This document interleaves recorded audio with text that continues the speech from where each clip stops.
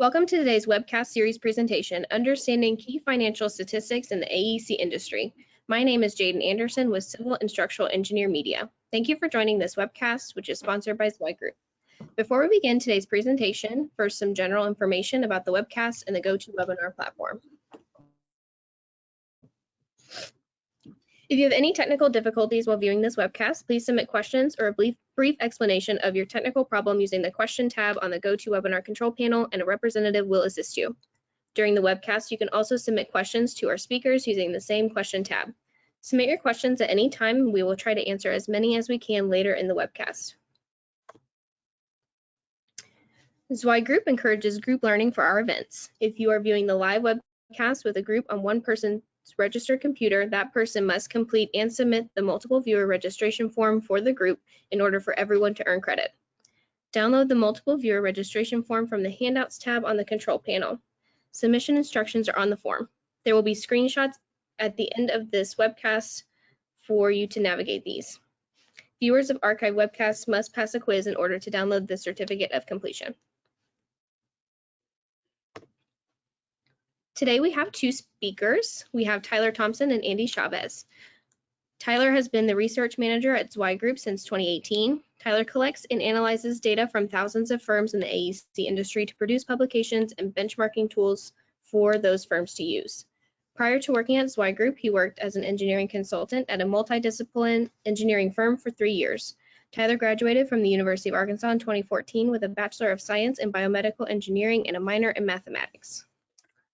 We will also have Andy Chavez. Andy is an analyst within Zweig Group's Advisory Services Group.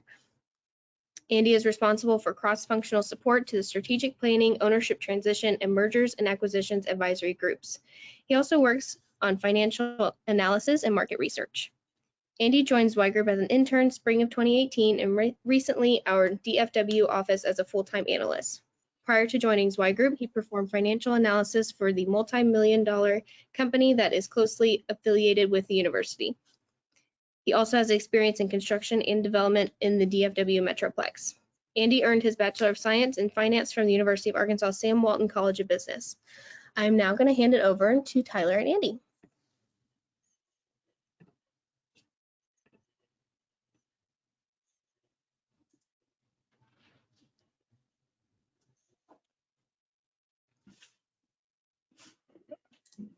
Okay, thank you, Jaden. Welcome everyone to Zweig Group's webinar on key financial statistics in the AEC industry. Today, we will discuss revenue factor and the different ways to calculate it, understand how to calculate your investment in labor, understand how to forecast your firm's workload, understand why a current ratio and a quick ratio are important, and throughout the presentation, we will identify industry trends for the architecture, engineering, and construction industry. And with that, I'll kick it off, hand it off to Andy. Awesome, thank you, Tyler, and thank you, Jaden.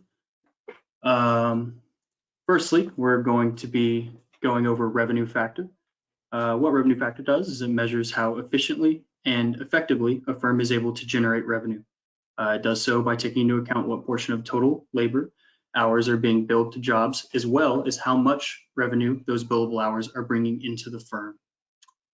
So there's two ways to calculate the revenue factor. Basically, there's the long way and there's the short way. I'm going to be walking you through both, starting with the long way, because I think it is most effective in showing you why exactly the revenue factor is effective at showing you how well your firm is bringing in revenues. The first method combines two of the metrics that we use here at Zweig Group. The first one being the utilization rate or chargeability. It is the percentage of a firm's total labor hours that are charged against billable projects.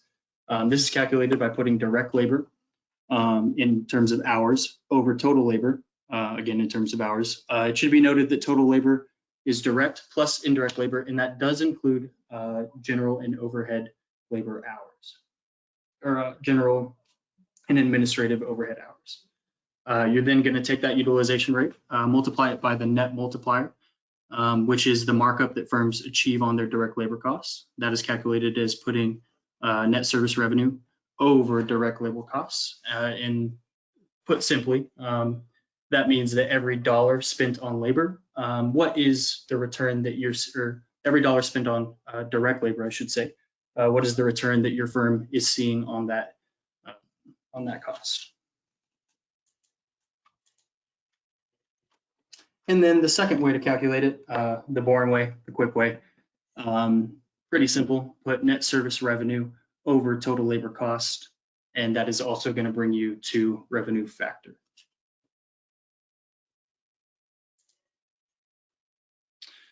Just a quick example problem for you guys, in case I lost any of you in the nitty-gritty on the first couple slides. Say there is an example firm, had a 2019 net service revenue of $4.5 million, direct labor of $1.6 million, and indirect labor of $2 million. What is the revenue factor for this firm? The first method, you're going to be taking the multiplier.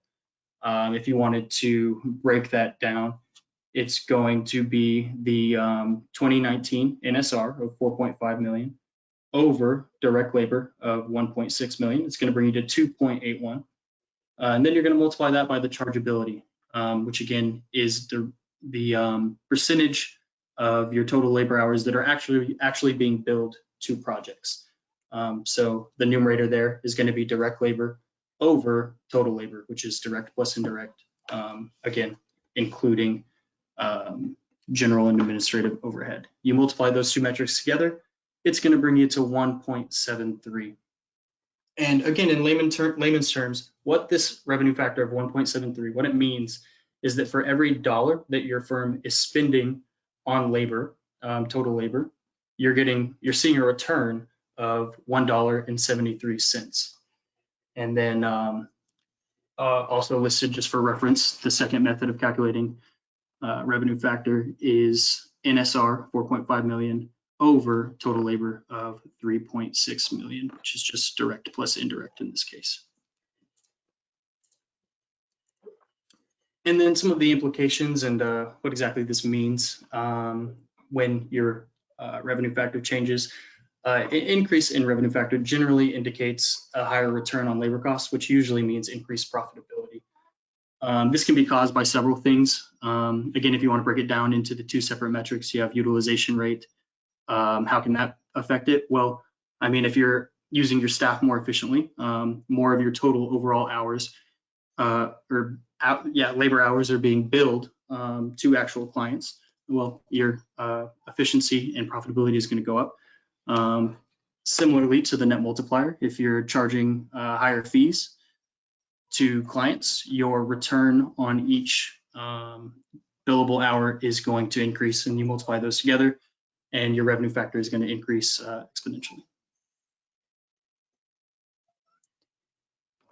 Okay, so throughout the presentation, we'll be using results from Zweig Group's 2019 financial performance survey of AEC firms to put everything into context here. So starting with revenue factor here, I guess I should introduce these statistics as well. So in addition to the average or mean value, we'll be including the median value, which is the 50th percentile of the data sample, and then the lower and upper quartiles, which are the 25th and 75th percentile of the data sample, respectively. So the chart on the right shows the decade that was in revenue factors by median value. And over the last 5 years in particular, we see a fairly stable median revenue factor, right around 1.85 or so.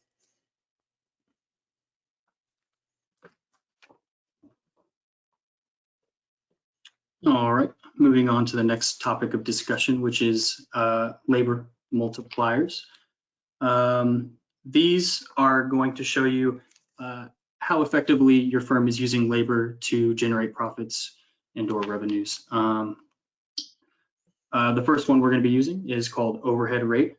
What the overhead rate is it's the ratio of total overhead expenses to direct labor costs.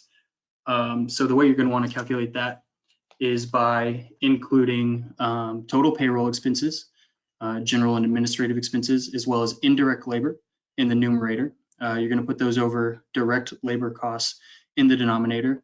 And generally that is important. You need to know that because you need to know your overhead rate in order to establish appropriate billing rates and fees for your services, right?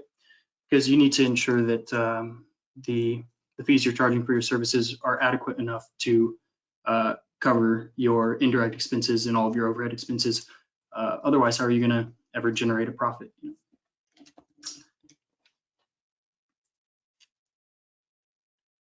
Taking that one step further, a little bit more in detail, very comparable metric, break-even multiplier. Again, very similar to the overhead rate. This is the revenue a firm needs to generate per dollar of direct labor costs in order to cover total overhead costs.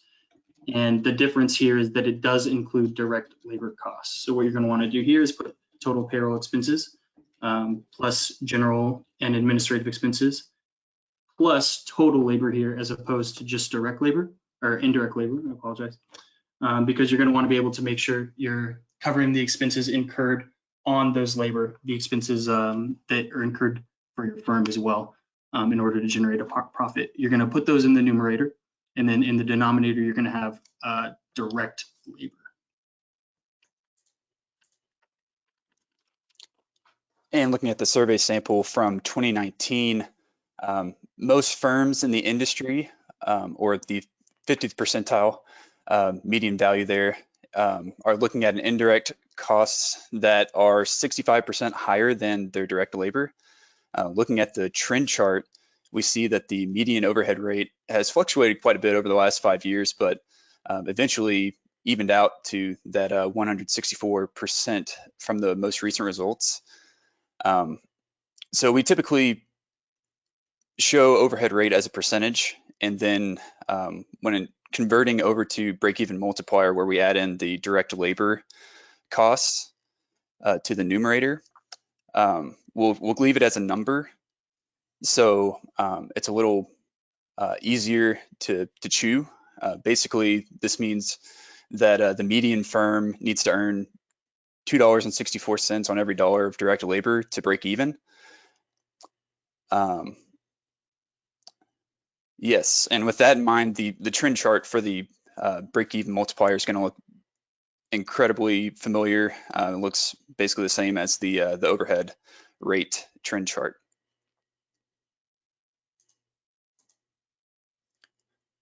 And as a quick application, let's analyze these multipliers by firm profitability. So in the survey sample, we ask firms to classify themselves into one of these 4 categories based on how much profit they've generated over the last 3 years. That's very high profit, average profit, and low profit or loss. And as you can see, firms in the highest profitability category had a much lower overhead rate and break-even multiplier. And this tells us that these firms are optimizing their overhead costs and perhaps parlaying that into generating profit.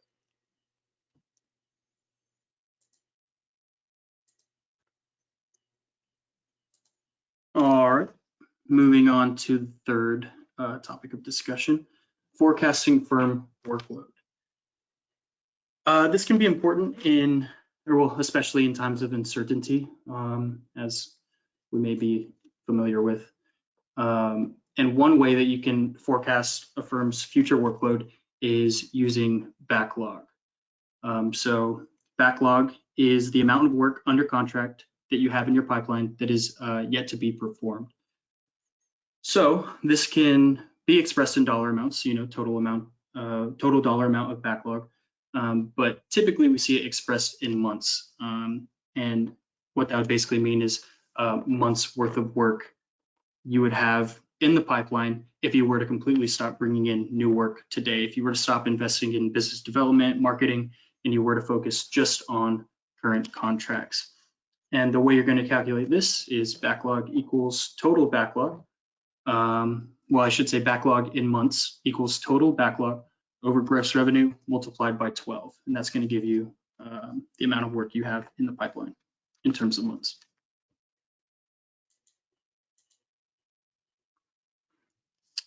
A quick example problem here. Say there's a firm with a 2019 gross revenue of $5 million. They currently have $3 million of total backlog in the pipeline. How many months worth of backlog do they have? Well, to calculate this, again, you're going to put total backlog of $3 million as the numerator. In the denominator, throw in the 2019 gross revenue of $5 million. And then when you multiply that by 12, it's going to tell you that you would have 7.2, a little over 7 months of backlog, a little over 7 months of work in the pipeline if you were to stop bringing in new contracts today, or at least this example firm would.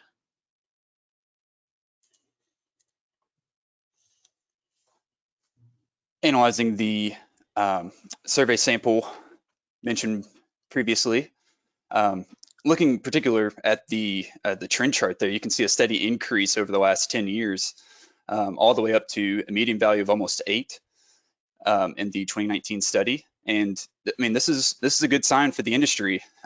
You know, the ability to develop future projects and keep their employees busy, certainly.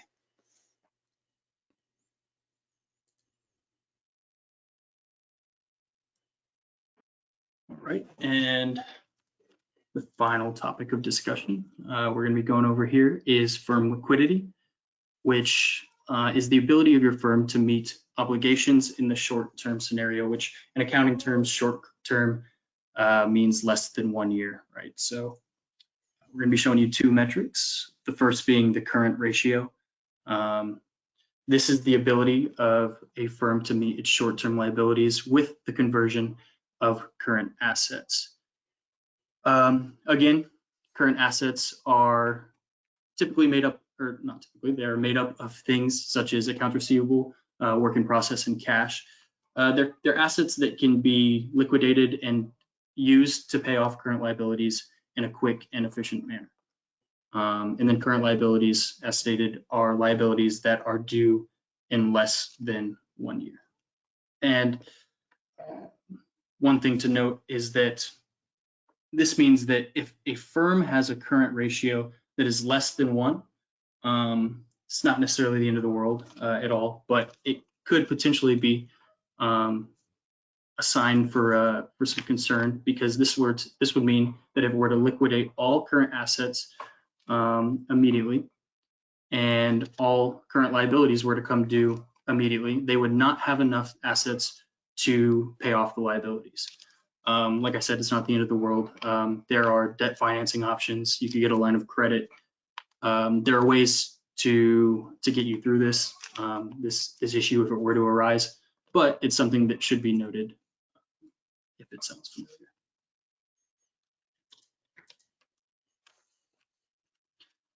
And then taking that one step further, a very comparable metric, we have the quick ratio.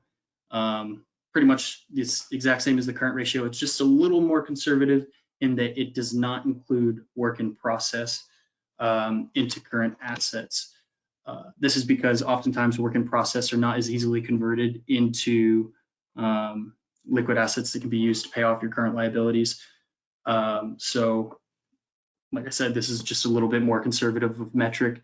The breakdown for the formula would be quick ratio equals current assets less work in process over current liabilities.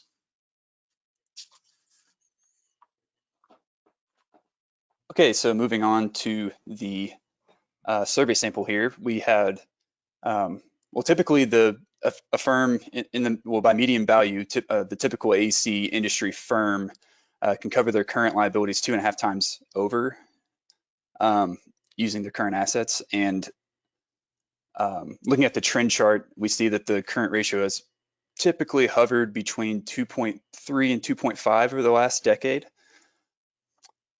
And then whenever we take out the work in process factor,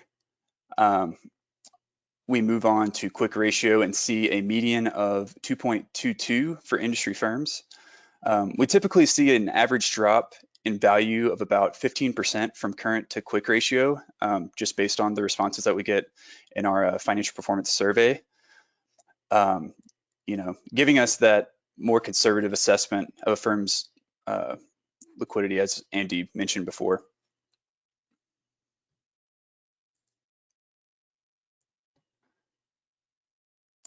And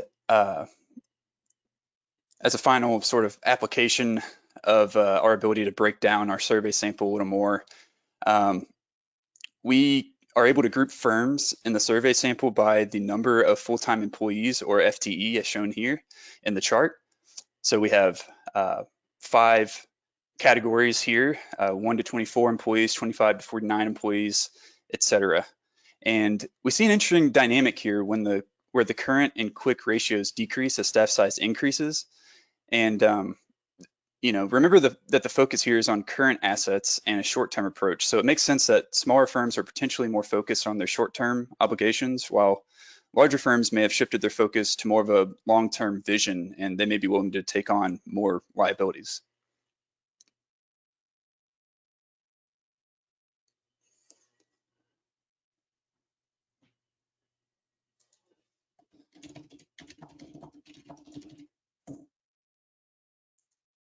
Okay, that's all we have. I think I'm going to turn it back over to Jaden here.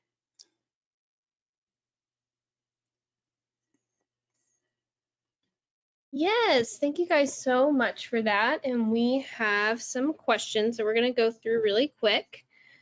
Let's see. So our first one has some context with it. Understanding the finances of the business is an area that I've avoided because of a lack of understanding, and it goes over my head. A lot of times others will talk about it and I have little to no idea what they are saying. Would you recommend a book or something for those of us who struggle in this area?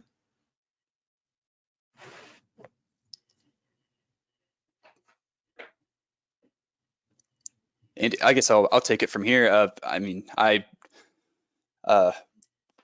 Without going too shameless here, I will definitely say that the financial performance report of AEC firms that we've been mentioning throughout this presentation definitely has a lot to offer here, because not only do you get sort of the hard data from current firms in the industry, you're also getting definitions and equations, step-by-step instructions to calculate each of these factors, and it's an all-inclusive report. Yeah, Tyler, I'm actually going to back you there. I've actually got this survey in front of me right now. No joke. It's pretty comprehensive. It's something that I still use almost daily, if not daily. I honestly think it does a really good job of spelling things out in layman's terms. So for every metric for every metric, it spells things out verbally, right? So you can read it and get a sense of it that way, and then it lists the equation below. It's something that I used initially coming into the industry to familiarize myself with the way things are calculated and the way things are run. And then it's something that I still use, like I said, almost every day, just to kind of get a deeper dive into the nitty gritty of all these metrics and where they can be applied, and kind of benchmarking firms that I work with against others in the market. So yeah, absolutely. The financial performance survey is definitely one where I would consider spending some time. Perfect. All right, next question. How far back do you typically like to go to analyze these trends and utilize them for client projects? I'll let Andy take that one. Would you repeat, please? Sorry. Yes, how far back do you typically go to analyze these trends and utilize them for client projects? Typically we see, the further far back you can go, the better. It provides a more accurate and a more detailed analysis. Oftentimes though, especially with smaller firms, the data is not readily available to go super far back. So we try to go at least 3 years back when benchmarking your firm performance to those of the industry. But as I said, the further back you can go, the better, just because it provides a better benchmark and further insight into your firm's history. Perfect. Okay, next question. Does Zweig Group calculate direct labor and indirect labor in hours or dollars? I'm guessing this might be in reference to the actual survey itself. Yes, on the survey itself, it's definitely in a dollar amount. Perfect. And then do you guys have a preference between current or quick ratio and why? A preference, I mean, I definitely lean on the more conservative side. I think safe is probably better. I would use quick ratio because, as stated, you don't want to be in a situation where you're leaning on that work in process and maybe it gets a little too hefty and you're not able to get those funds to meet current obligations. So I would lean on quick with current in mind as sort of a benchmark. Both can be used, but I prefer quick. Gotcha. Okay. And then what's the most misunderstood financial statistic?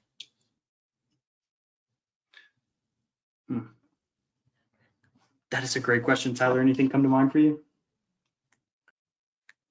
Not off the top of the head.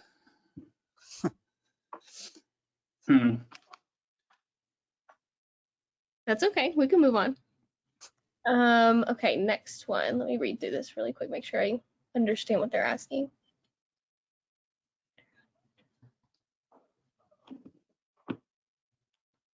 Okay, when considering revenue factor, how do you address items such as lab tests that are billed on a per each basis, but the hours are not direct labor, in parentheses, not billed?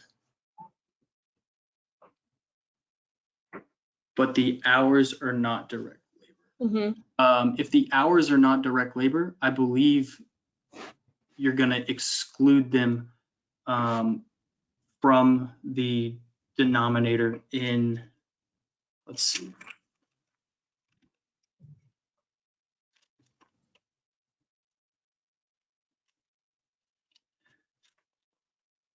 Yeah, if the hours are not direct labor, you're going to want to exclude them from the chargeability rate.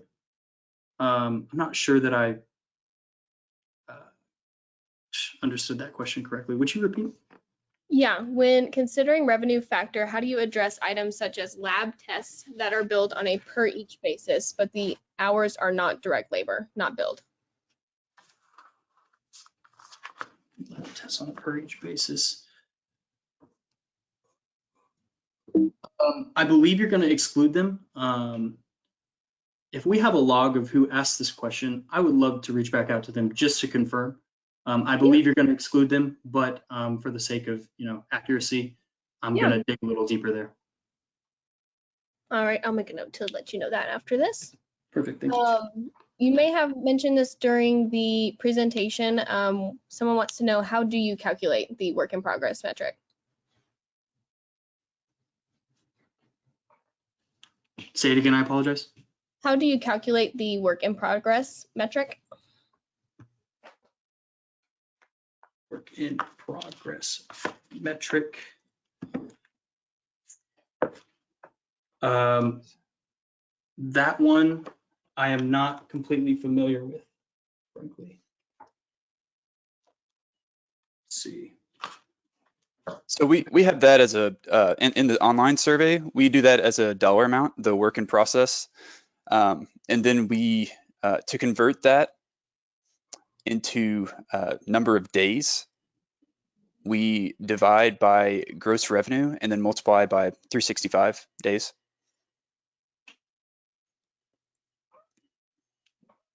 Okay, so we will take just one more question. This is kind of a big question. So are there any predictions for the industry going into the 2020 publication?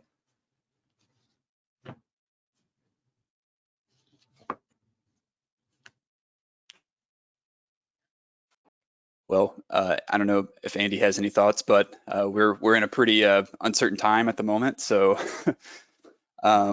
it's very, very hard to say. Again, we'll be getting numbers from the into the 2019 fiscal year, so we expect,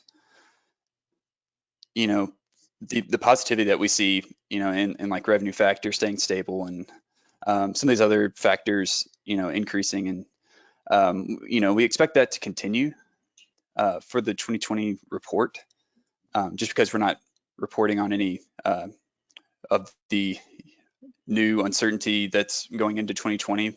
We may not see those results come in to the online survey until later this year. Okay, perfect. All right, so we are going to wrap it up here. I just have a few more slides to go through and then we will be done. Thank you again to Tyler and Andy for going through all of this for us. As we finish, please make sure to download your certificate of completion from the handouts tab in the control panel. I will be adding that here at the end of these slides. If you missed our note at the beginning and you're watching the live webcast with a group on one person's computer, please download the multiple viewer registration form, and that will also be in the handouts tab. We need this in case you're audited and we are contacted to verify this continuing education activity. We'll have screenshots at the end of this presentation. It will be the last slide on here that will help you navigate these handouts and how to help you find them. Additionally, this webcast has been recorded and will be hosted on csengineermag.com/continuing education. That is for everyone who has asked for slides. This will be uploaded to our website later today, so be on the lookout for that. And then we're finishing up here. And thank you to everyone at Zweig Group and everyone who joined us today. And that is the end of today's webinar.